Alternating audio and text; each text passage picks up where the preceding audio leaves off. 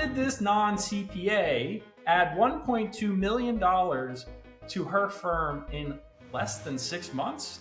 Are you telling me that you picked up $1.2 million in sales? When I started the conversation, I said we did it.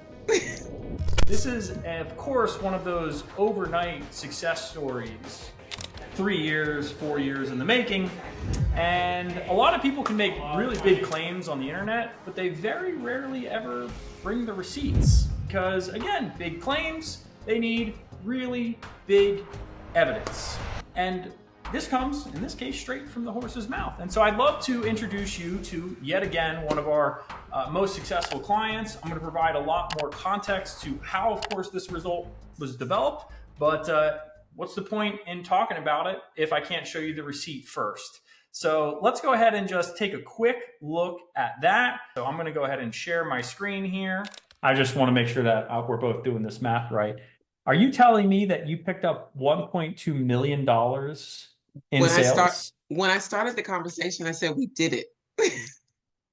I just want to make sure. I want to make sure that I'm not misrepresenting or mishearing you. Right. Yes. And the answer is yes. And the answer is yes. I think that's the best thing that ever happened to us. Sell the Stupid 360 is the magnet. So on these 28 deals that your salesperson closed, what's the average value of them?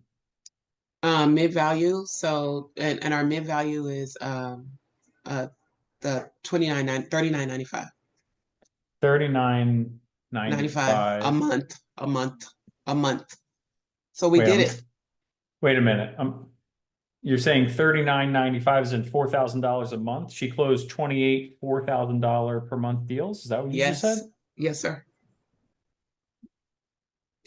So we did it. We did our thing. We've had to stagger the onboarding. We did. So what she did was she sold 28 360s, and then we converted the clients. Okay, got it. And your 360s are 4,000. Is that right? Or no, they're one. Okay, your 360s are 1,000. Got it. Yeah. And then from those 28, you got how many of them to convert into the 4K? So we've converted all 28 of them. What? You converted 100% of them? But we're staggering the onboard. So I just want to make sure I'm calculating this correctly. Please correct me if I'm wrong. Yeah. Okay. So you picked up 28 grand in front-end cash collect on all of these deals. On the 360s, yes. Okay. And then on the 10 that you're onboarding, you said 10 are being onboarded in December. Correct. By December. So by December, excuse me. So actually, so these are 10 of them are being rolled out over the next 30 days. Yes. Okay. Yes. And of those 10, that's you're basically increasing your annual cash flow by $40,000 by the end of the year, correct? Yes. Yes. Okay, so you got a 40K bump by end of year. And then the remaining, let's just call it 20, just keep it simple. They'll all be onboarded by when? By February. So January. So within the first 30 days of the new year, you'll have an additional 80,000 in annual revenue. Is that right? Yeah. And then just so I want to just triple check this one more time for my own sanity. That's not or is factoring in the additional $2K price bump for the coaching worth $40,000. No, it's not. So that's separate from that. Yes, it is. Holy exactly. So yeah.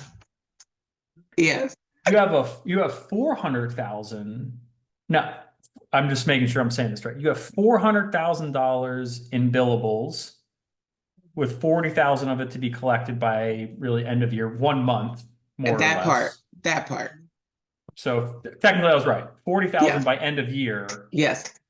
And then you have another 80,000 that's going to come in by the end of January or February, I forget. February. End of February. Yeah. Most of it will come in January. I just want to make sure that we're both doing this math right. Are you telling me that you picked up $1.2 million in sales? When I started the conversation, I said we did it.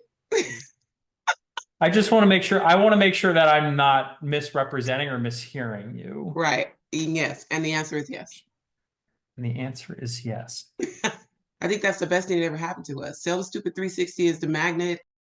So what were the quantum shifts that allowed that to happen? I think you could see on my face that I was even like triple checking and confirming the numbers that she was saying, because I was like, oh my God, like, this is absolutely incredible.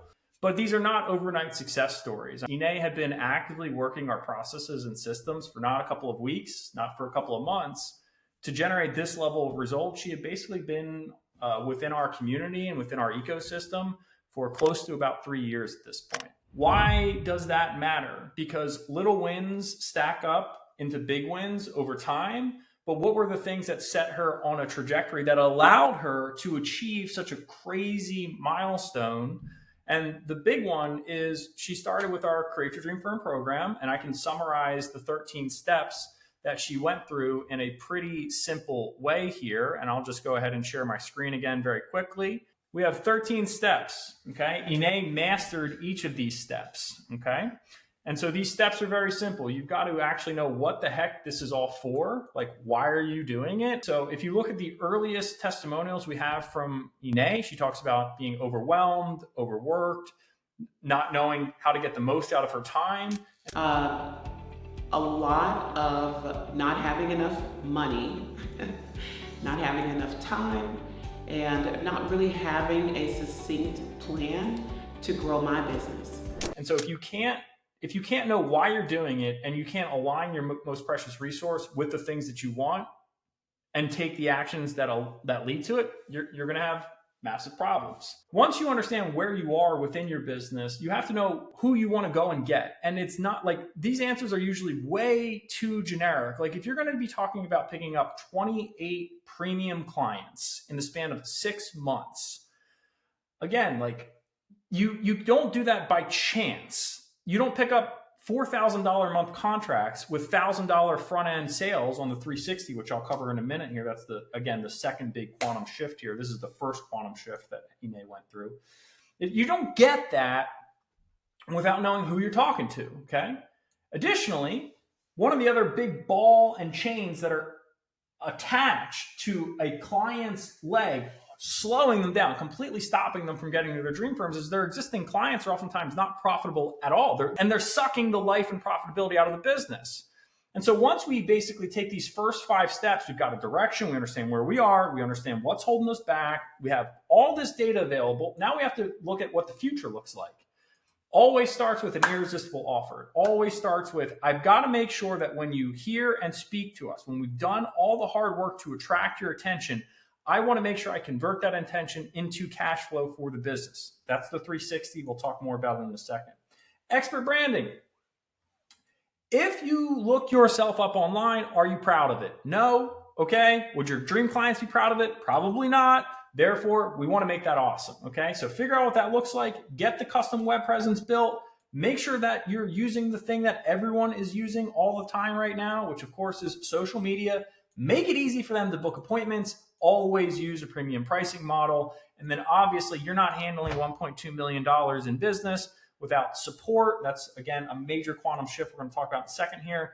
And then you got to make sure that you are not just analyzing your systems, but you're continually working to build them out on a recurring basis. Let's go ahead and talk again just about that second quantum shift here.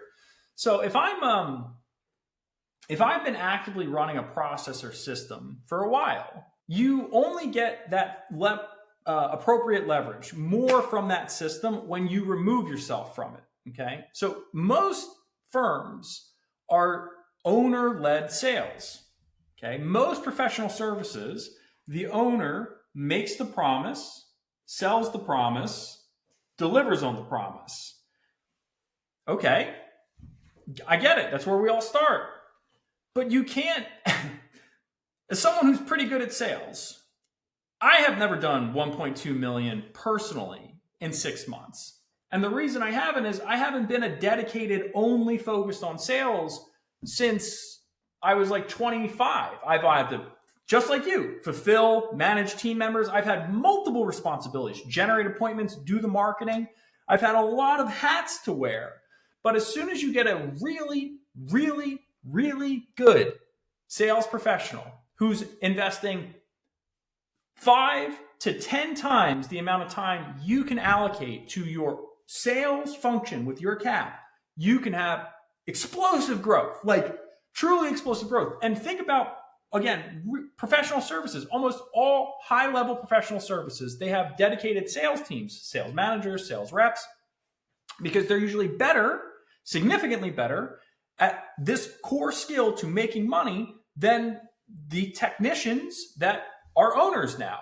Sure, you can get better at sales. I want you to get better at sales. I want you to know what good sales looks like. I want you to understand a good sales process. We'll talk about that in a minute. But the quantum shift that allows for this level of result is you've got to let go of control of the sales process. Let me back that up. It's not let go of control. It's have control over it, but give that control and that trust to someone who can make the promises the way you want on your behalf. When you do that, all of a sudden you have more bandwidth to do other things, and you have more cash flow coming in as long as they're good at what they do. So how did Ine do that? What are the key principles that go into a really good sales process? And what are some of the key things that you should be looking for when it comes to hiring an awesome sales representative for your firm? So let's talk about the sales process first. She clearly stated that stupid 360, right? I don't think it's so stupid, but it's like she's obviously saying it in jest and in fun. Like it's so simple, almost like stupid simple. And the stupid simple thing here is too many accountants do too much work for free, and then they wonder why they can't position themselves as an advisor or get a premium investment. It's because you already did so much work for free. You've already started the relationship behind the 8 ball. You've already started by saying like, well, my stuff isn't worth that much because I'm clearly willing to jump into your QuickBooks for free, answer your questions for free, take a look at your tax returns for free. I'm clearly willing to do all of this for free. But now I would like you to pay me a premium price. And then you wonder why you get ghosted and why your proposal software isn't working. It has nothing to do with that. It's just a broken sales process. And the sales process that works is you take all the things you normally do for free, you bundle them, you price it. I think she picked a great price point. I've seen clients go from $1,000 to $2,000 to $3,000 and above, but that $1,000 is such a digestible, acceptable price point for so many people because it's like, I'm accessing an expert, I'm accessing this set of services, again, that normally you're just doing for free, but you just actually charge for it. Now the client's invested in it, and now you're not wasting time with tire kickers or price shoppers because $1,000 barrier to entry weeds out price shoppers. It weeds out people who are never going to be buyers in the first place. And here's the crazy part. If you over deliver, and if you know anything about Ine, who I love with all my heart, I call, it's an honor to call her friend, client, and even a mentor in many respects, just because I learn from my clients, they learn from me. That's the way it should work. But you'll notice that again, like she converted all of them into a more premium thing moving forward. Now, how do you convert someone from $1,000 one-time purchase into a monthly $4,000 per month purchase? That's not only is that 4 times the amount, it's 4 times the amount times, I don't have 12 fingers, times 12. So that's no small feat. And so you have to go like, what would have to happen between spending $1,000 once to wanting to then spend $4,000 per month? Like what would make me not 4 times my investment, but by this logic, I think it's 48 times my investment. So again, that's not by accident. And I'll just let you in on a little secret on how it works. If you make a promise, which is the inherent nature of sales, okay, you make a promise to someone, you have one of 2 choices when you make that promise. You either overpromise and underdeliver, or the inverse of that, which is you underpromise and you overdeliver. And when you underpromise and you overdeliver, and I say, here's this $1,000 thing, and it's amazing. It shows you insights you've never realized. It's presented to you in a beautiful format. It's digestible. You don't feel like someone's trying to talk to you in Chinese. They're actually showing you your financials in a meaningful way. They've identified tax saving strategy opportunities. They've brought true value that far exceeds the $1,000. Here's the thing. It probably is worth $50,000 what they showed you in the $1,000 product. And so now all of a sudden, when it goes to not just demonstrating what's possible, now you bring them into quoting them, to clean up whatever is necessary, to installing the system that makes what you just showed them possible and tangible and realized and gained. It's a hard thing to say no to. Okay. So when we say craft an irresistible offer, part of crafting an irresistible offer is like, if you lay out what you do and you put the price tag next to it, and if you're not looking at it and going, man, this is legitimately an amazing deal, it's not an irresistible offer. I just want to make this as clear as I can. Like, if you look at what you sell and you don't have that emotion associated with it, it's not irresistible. It's as simple as that. So like, when I look at what we do in the Create Your Dream Firm program, the price we charge, I'm like, this is amazing. Like, if I could go back in time and someone offered me this when I was starting my firm, I'd chop my left pinky off to be able to buy it. I truly feel that way about it. And I feel that way because of what I see from the client results, from the fact we constantly work on making it better, the fact we constantly take feedback from clients. Like, it's a process that evolves over time. I didn't have that belief when we first started, of course, but I have it now. And so you'll build this belief over time, and Ine has that belief. And again, not everyone starts there. But sometimes you need that little bit of spark in terms of like the sales process, that shift, collect your front end cash. And here's the beautiful thing about front end cash collected. Most sales reps base salaries aren't going to be higher than, $35,000 to maybe $50,000 per year. Obviously, you can do commission only. We'll shift a little bit into, hiring, training, managing sales reps. But the thing that most accountants are concerned with, rightfully so, is how do I afford it, right? More importantly, how does it pay for itself?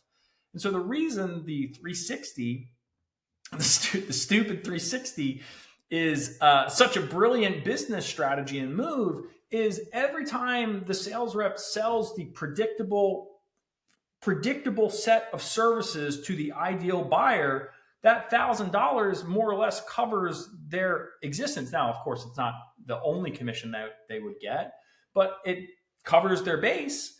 And so if they sell 28 deals over 6 months, they've covered their own costs. They're providing for themselves. Now, they're not going to be happy making, of course, just their base salary, but that's where, of course, they get commissions on as a general rule of thumb, the way that we recommend incentivizing sales reps. Most reps are making anywhere from, depends on who you talk to, but they'll be somewhere usually between 5% and 15% of the commissionable sale. And so if you just basically say, well, what does that mean for an accounting firm? The way we do it, or recommend doing it at the very least, is you take what is 1 month's worth of the service agreement. Okay. So in this case, for Ine, it's $4,000. So when they sign up a $48,000 per year client, 4 times 12, 4,000 times 12, 4,000 of that goes to the sales rep, right? That's, they're motivated by money. And so that's the motivation that they get, is once that client signs on board for that first month goes straight to them. There are alternative ways of doing it. There's also some suggestions that you should pay them residuals on a recurring basis. I would not personally do that.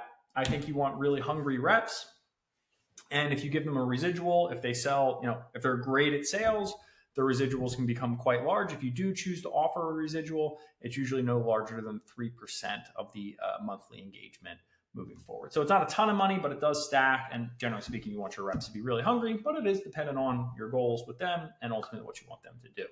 So I just want to, again, emphasize, like, first quantum shift, join the Create Your Dream Firm program, get all the systems and processes in place, make the strategic decisions, look like an expert online, get the marketing systems in place, get delegation and leverage and support in your marketing so that you can have enough opportunity to justify someday in the future having someone do sales for you. And when you have a structured sales process that delivers a ton of value up front, positions you as an advisor, it makes upselling into a monthly recurring package even easier than it already is for an accounting firm.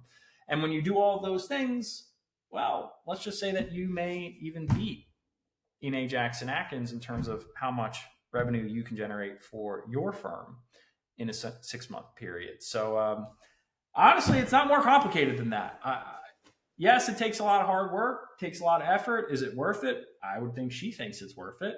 And if you want to ultimately make the time you're already spending, the effort you're already putting into trying to build your dream firm with your dream clients, there will be links floating all around to be able to book a call to explore the Create Your Dream Firm program. Thank you so much for your most precious resource. And remember, Dream Firms always brings the receipt. And also, don't forget that only you can create your dream firm, but we are here to help you every single step of the way. I look forward to seeing you inside of the Dream Firms Network and working with you inside of the Create Your Dream Firm program to even come within a fraction of what Ine has done, or potentially even better. So have a wonderful, wonderful rest of your workday. And again, I'll see you soon.